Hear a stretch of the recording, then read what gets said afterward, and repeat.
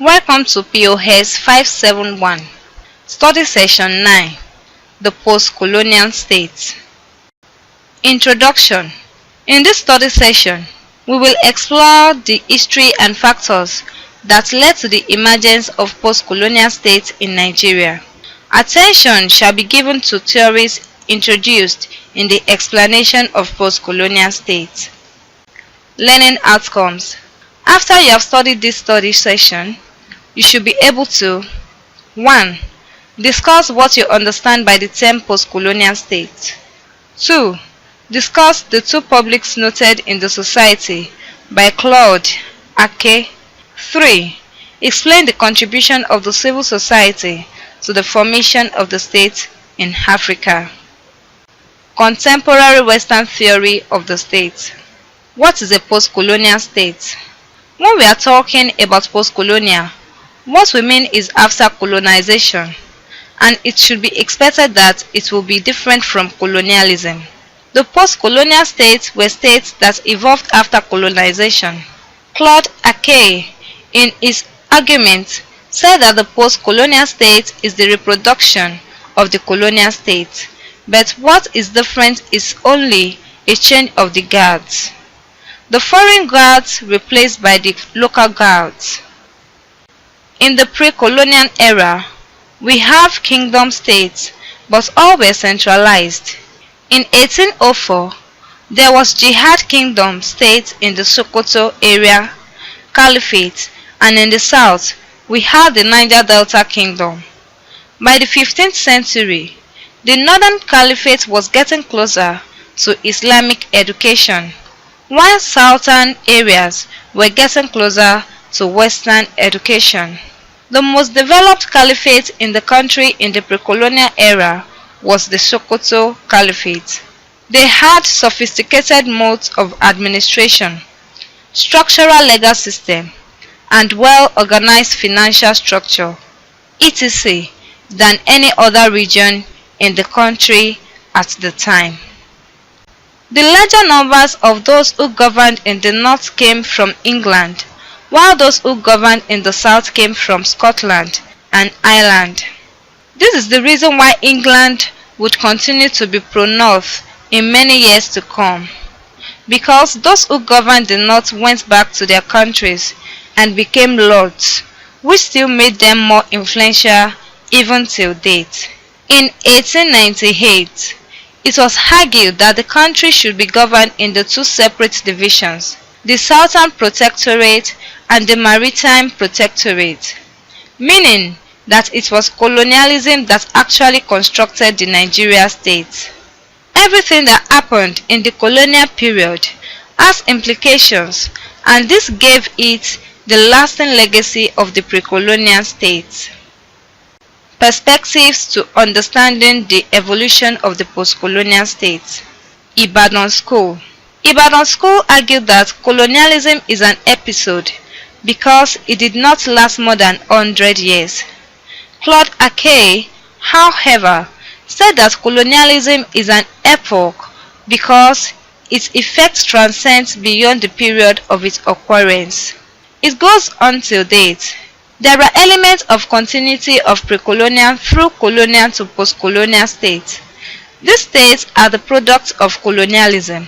This, therefore, makes the Nigerian state to be a product of complex history. Sociological School.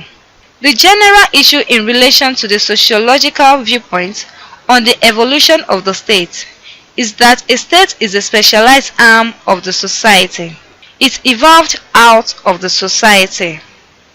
Hamzat Alami was a Pakistani social scientist who argued that the state emanates from the state, that the state and the society are at equal levels of development, or just being shifted ahead of the society. He also said that the colonial states were overdeveloped. To him, the colonial states did not evolve from the society, but evolved from the metropolitan state because the colonial state is more developed than the society. Jim Francis also corroborated the argument of Hamzat when he argued that the state was imported from Europe without citizenship, rationality, and morality. However, it would be wrong to argue that the state was imported to African states. Different states, as it was noted, actually evolved from the African society, and that is why it was pervaded with corruption, nepotism, crisis, etc.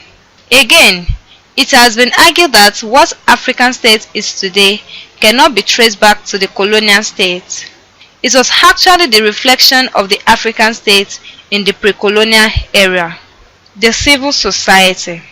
For a long time, the distinction that is always being made is between the state and the civil society. According to Cone Thomas, who argued that there was a point in time when a paradigm, which would later be replaced by a new paradigm, was developed, it was used to give explanation to the societal phenomenon, thesis, antithesis, and synthesis. It was believed that the civil society would give rise to the formation of the state. This has led to the question, why then is democracy so stable in America? The answer is the strong civil society in America. The definition of civil society will be that part of society that takes part in the state formation and reformation. Therefore, the suggestion that the civil society was not in existence in Africa must be rejected. The Haba Women riot of 1929 was an organized part of the civil society to check the excesses of the state. The Age Grade and the Ogbonis are all part of the civil society.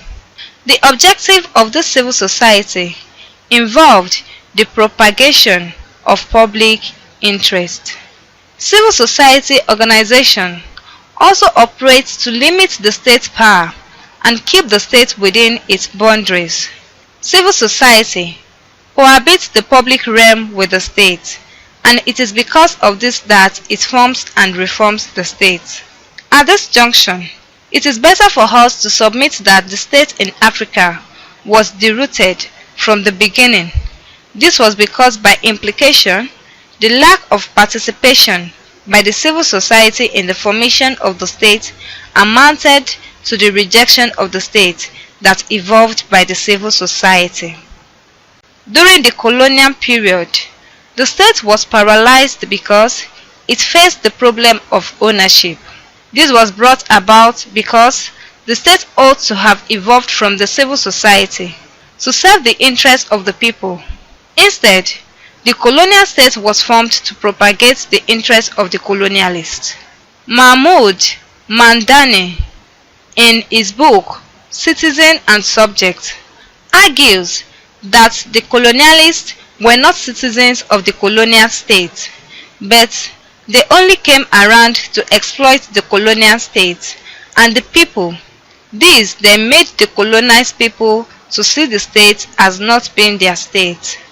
The level of relationship between the proletariat and the citizens hereby differ.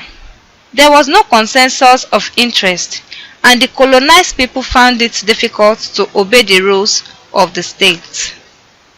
This then brought about the legitimacy crisis from the state that evolved from the colonial state.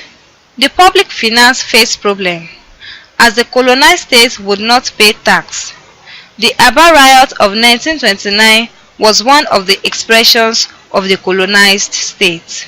Claude Ake, in his History of Colonialism, began with the idea that the state and the civil society were separated from each other. He said that by the very nature of colonialism in Africa, we have two societies, the civic public and the primordial public. Civic public. The civic society do not have roots within the society, and that it was immoral from the society, especially in the area of stealing government properties. Everyone who had worked in government is seen as special people that are supposed to get wealth off the land. The disjunction between the indigenous people and the white elite after colonization brought a vacuum that actually led to the immorality of the civic public in the colonial state. There was shadow state function among the solidarity groups, and this brought about the idea of fending for each other in the society. The primordial society, therefore, has that moral entity.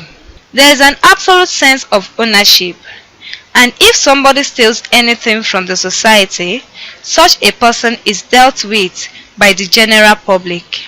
Primordial public. In the primordial public, because the state could not provide social services for the need of the people, there was then the kind of solidarity formed to cater for the interests of the indigenous citizens, in which the colonial state could not perform.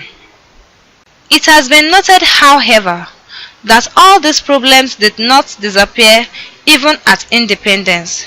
For example, there was still no sense of ownership among citizens even at independence. What Claude Ake said on this was that at independence, the colonial guards only handed over to the local citizens, and that the state remained as it was, exhibiting those problems that affected the colonial state, that is, the problem of dysfunction as was experienced in the colonial state. The state therefore became what is now known as a soft state, which means that the state is incapable of enforcing its will, especially in the area of entrenching morality. And because of this immoral nature of the state, it encourages corruption among the people. Also, in the area of political economy, there was the problem of autonomy. This then means that the state has become an instrument in the hands of ethnic, military, and other forces. There was no autonomy in the relationship of the actors and the people. This problem was noted in the colonial state. There were some groups of people who dominate the socio-political landscape of the new state due to the lack of autonomy of the state. This led to the continued exploitation of the state by certain numbers of the indigenous people. There was then the need for the restructuring of the state, which could bring about order and encourage a state that would care for all, instead of the small elite that were exposed to power. This is by re-democratizing in order to bring back the state to the level of accountability in the society. Summary. In this study session, you learned that the post-colonial state evolved out of colonization. There have, however, been different schools of thought on the issue of post-colonial states. Claude Ake was one of those who argued that the post-colonial state was the reproduction of the colonial state. He also introduced two publics, that is, the civic and primordial public, to buttress his argument on the state morality. The study session also discussed the importance of the civil society in the formation of the state. End of study session 9. Thanks for listening.